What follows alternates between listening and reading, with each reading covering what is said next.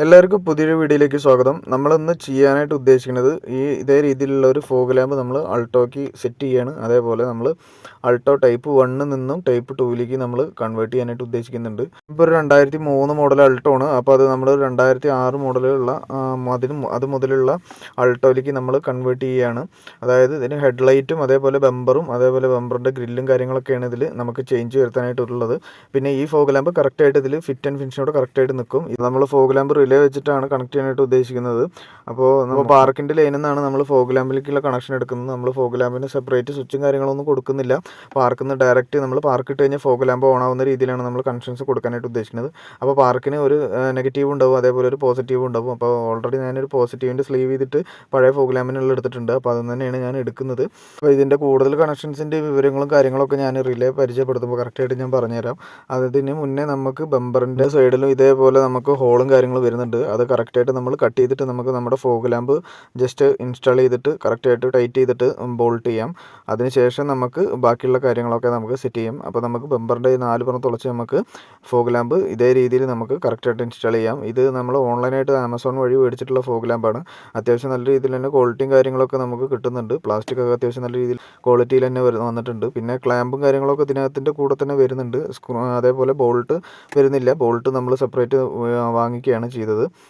അപ്പോൾ നമുക്ക് ഇത് ജസ്റ്റ് ആദ്യം നമ്മളൊരു എക്സോ ബ്ലേഡ് എടുത്തിട്ടോ അല്ലെങ്കിൽ വേറെ എന്തെങ്കിലും ഹീറ്റ് ചെയ്തിട്ടോ നമുക്ക് ഇത് കട്ട് ചെയ്തിട്ട് എടുക്കാനായിട്ട് പറ്റും. അപ്പോൾ ഞാൻ എക്സോ ബ്ലേഡ് വെച്ചിട്ടാണ് ഞാൻ കട്ട് ചെയ്യുന്നത്. കട്ട് ചെയ്തതിന് ശേഷം നമുക്ക് ഫോഗ് ലാമ്പ് ജസ്റ്റ് നമ്മൾ ബോൾട്ട് ചെയ്ത് വെച്ചതിന് ശേഷം നമുക്ക് വയറിങ്ങും കാര്യങ്ങളൊക്കെ നോക്കാം.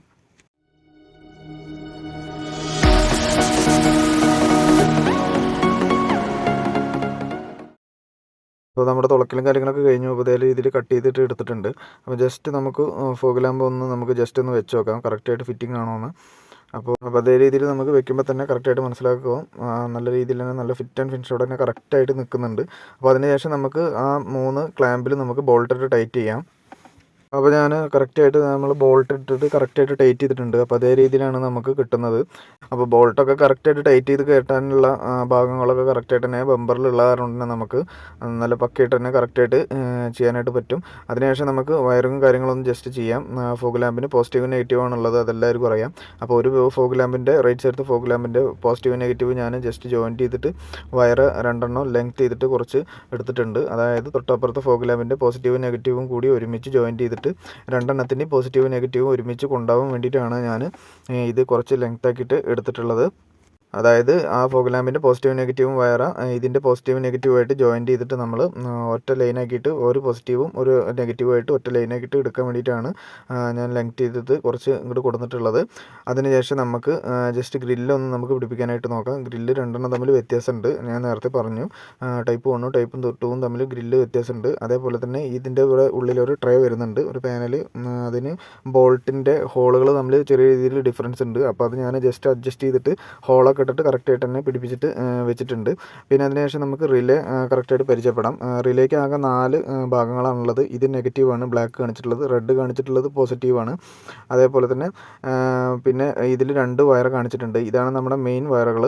ഇതിൽ ഈ ബ്ലൂ കാണിച്ചിട്ടുള്ളത് നമ്മുടെ പാർക്കിൻ്റെ പോസിറ്റീവ് ലൈന് കണക്ട് ചെയ്യേണ്ട ഭാഗമാണ്. ഈ ബ്ലൂ കാണിച്ചിട്ടുള്ള വയർ നമ്മുടെ ഫോഗ് ലാമ്പിൻ്റെ പോസിറ്റീവിലേക്ക് കണക്ട് ചെയ്യേണ്ട വയറാണ്. കുറച്ച് വണ്ണം കൂടിയ ടൈപ്പുള്ള വയറാണ് ഈ ഗ്രേ കളർ. ഇത്രയേ ഉള്ളൂ റിലേൻ്റെ ടെർമിനൽസ്. അതിനുശേഷം നമുക്ക് റിലേ കണക്ട് ചെയ്യാം.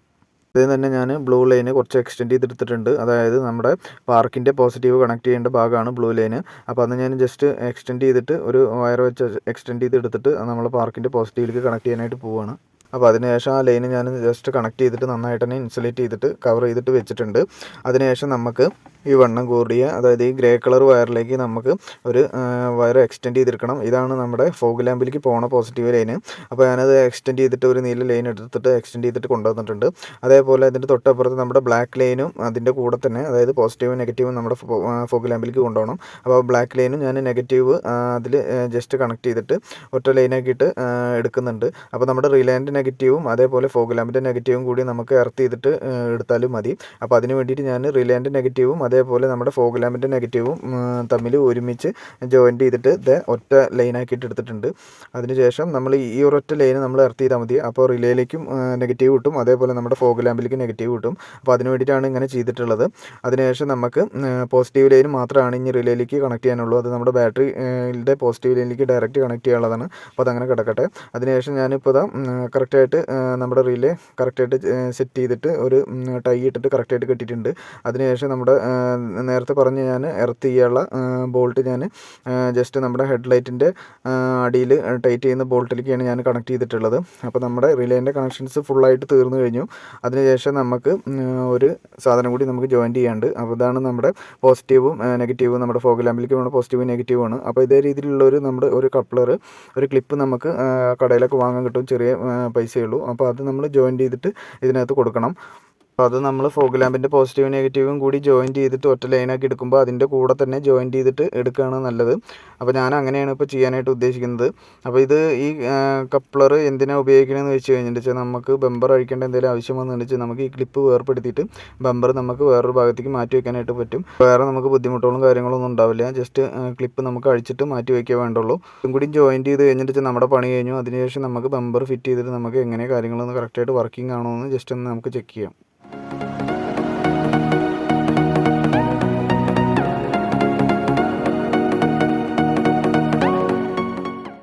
വയറൊക്കെ നമ്മൾ ബമ്പറിൻ്റെ അടിയിൽ കൂടെ മാക്സിമം നല്ല രീതിയിൽ തന്നെ കറക്റ്റായിട്ട് ടൈ ഒക്കെ ഇട്ടിട്ട് നമ്മൾ ഫ്ലക്സ് കുക്ക് വെച്ച് ഒട്ടിച്ചിട്ട് കറക്റ്റായിട്ട് നമ്മൾ ചെയ്തിട്ടുണ്ട്. അതിനുശേഷം നമുക്ക് ബമ്പർ ഫിറ്റ് ചെയ്യാം. അപ്പോൾ നമ്മൾ ബമ്പറും കാര്യങ്ങളൊക്കെ ഫിറ്റ് ചെയ്തു. അപ്പോൾ നല്ല രീതിയിൽ തന്നെ നമുക്ക് ഫിനിഷിങ് കാര്യങ്ങളൊക്കെ കിട്ടിയിട്ടുണ്ട്. അപ്പോൾ നമുക്ക് കണ്ടാൽ മനസ്സിലാക്കാനായിട്ട് പറ്റും.